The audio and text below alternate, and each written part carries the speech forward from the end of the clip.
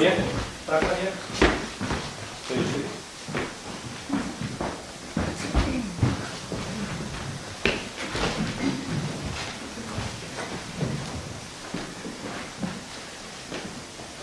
Sí, hola, buenas noches.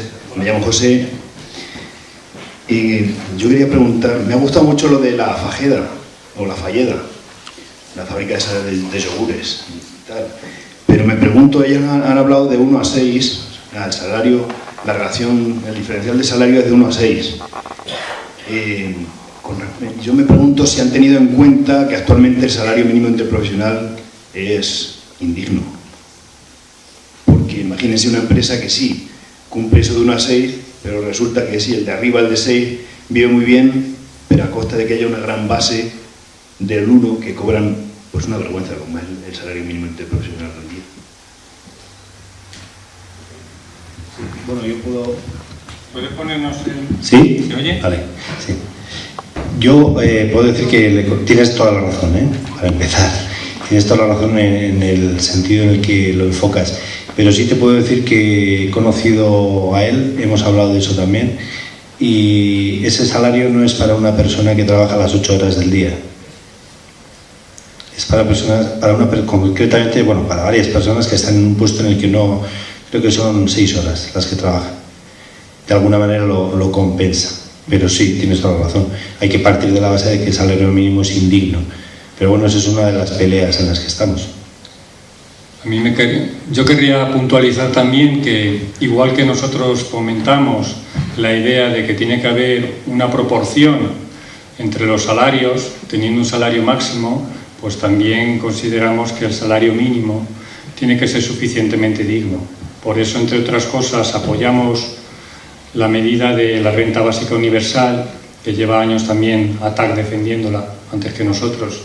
Pero aunque ATAC la defienda antes que nosotros no consideramos que somos de segunda división, sino que nos apoyamos con ellos y les apoyamos para que haya un mínimo de salario, una renta a todas las personas para evitar que una persona se vea obligada a hacer aquellas cosas que nadie quiere hacer y se vea obligada solamente por una necesidad imperiosa de llevar a casa un dinero para que no le corten la luz y demás. Entonces, un salario mínimo, una renta básica universal, y que la proporción entre salarios mínimos y máximos sean proporcionales, además de que haya un salario mínimo interprofesional que sea suficientemente digno.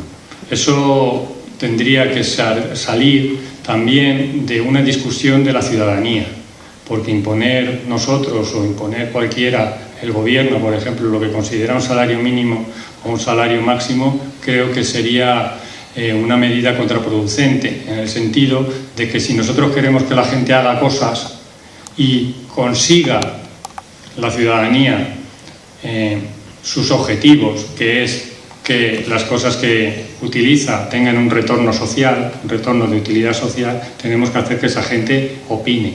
Entonces, entre todos tendríamos que decidir cuál es el salario mínimo que consideramos decente. No por temas políticos, decir que ahora lo subo a 700 o que lo subo a 1000, porque a lo mejor a 1000 no estamos de acuerdo, la ciudadanía, o a lo mejor a 700 tampoco. Yo creo que ese sería el punto importante. ¿Pasáis las...? Sí, mi nombre es Fernando y bueno, felicitaros por la claridad de la exposición, sobre todo la primera estuvo como muy documentada, en fin, y deciros que esto tiene como historia en la escuela española, concretamente del siglo XVI-XVII, se planteó la economía con límites. Después viene David Ricardo, Adam Smith, en fin, y que empiezan a hablar de propiedad y lucro sin límites. Entonces, a propósito de eso, solo quería puntualizar que en la diapositiva de la primera exposición, cuando se proponen límites a la propiedad, a la herencia, a los salarios máximos, quizás estuviera faltando el límite al lucro, que está dicho, pero para un detalle nomás de la diapositiva, porque decía Domingo de Soto que el lucro razonable es el que dinamiza el comercio, en fin, la economía incluso esta sensata del bien común, en fin. Pero a finales del 18 es Bentham el que tiene un libro que se llama Apología de la usura. Y la usura no es otra cosa que el lucro ilimitado. Y Bentham defiende ese derecho, dice, como una rara omisión de los ingleses que habrían pensado los derechos individuales, en otro libro que se llama Psicología del hombre económico, donde hay un principio, que él le llama principio de autopreferencia. Todo agente en el mercado busca el máximo beneficio para sí, con independencia del beneficio o perjuicio que le cause a los demás, incluso a los más próximos. Lo recito porque es el primer dogma del neoliberalismo. Bueno, y simplemente es una puntualización de que cuando se mencionan los límites se ponga también el lucro. Gracias en lo que a mí respecta por la presentación, lo tendré en cuenta porque está bien, aparte de que se dice nunca, o sea, que ya se explica, nunca está de más el que se visualice y se remarque en esa parte, ¿no? Por mi parte, muchas gracias. De decir, y le dejo a Eduardo que seguramente te va a dar la razón seguro, pero que yo me voy a la historia actual, por ejemplo, que es la mía, y hace 2 semanas, creo que era un miércoles, me llamaron comunista, y no es una frase, puede parecerlo, pero y al día siguiente, bueno, me quedé semi preocupado porque ya sabes lo que ocurre, ¿no?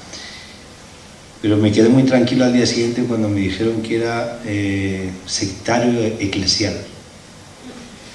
Y entonces dije, hombre, algo no estamos haciendo mal. Porque claro, si te ven de las 2 maneras, quizás sea que estés bastante en el centro. Pero bueno, muchas gracias. Yo quería solo puntualizar 2 cositas. Una, 3 cositas. La primera, no podemos decirlo todo en una charla, porque ya sería demasiada información, y como normalmente perdemos el 90% de la información cuando salimos de las conferencias, pues es interesante que nos quedemos con las ideas centrales. Y es importante lo que dices, tienes razón. Yo te doy la razón. También quería puntualizar que tenemos una lista de 20 puntos, de 20 propuestas, porque son propuestas, no son dogmas, que consideramos que podrían ser interesantes debatir con la ciudadanía, y creo que entre ellas está la idea de limitar el beneficio. Y por último sí quería decir que esto creo que es importante que lo tengamos en cuenta. Estás citando autores de hace años, hace siglos, pero las civilizaciones surgen con 2 ideas.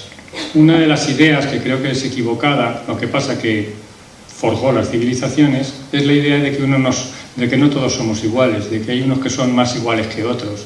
Por eso aparecen reyes, por eso aparecen sumos sacerdotes, faraones, etc. Y creo que esa idea hoy día, con el desarrollo de la democracia y de la idea también de que todos podemos y de que todos somos iguales en derecho, pues es equivocada. Tuvo su tiempo y creo que ya pasó. Hay una segunda idea que creo que es igual o más importante que esa otra, que es la idea de proporcionalidad. Cuando se inaugura las civilizaciones, uno de los pasos más importantes, que es el ojo por ojo, diente por diente. Antes, por mirar a alguien, te mataban. Pues ahora ya no es igual. Ahora tú haces un daño y te hacen un daño. Esa idea de proporcionalidad ha seguido existiendo durante muchos siglos, durante milenios, desde tiempos de los sumerios, por ejemplo, hasta ahora, y resulta que en el siglo XX hay algunas personas que, animadas por aquellos que estás diciendo tú, que estás citando en tus comentarios, pues consideran que la idea de proporcionalidad es una idea poco adecuada, porque uno puede ganar infinitamente más que otro.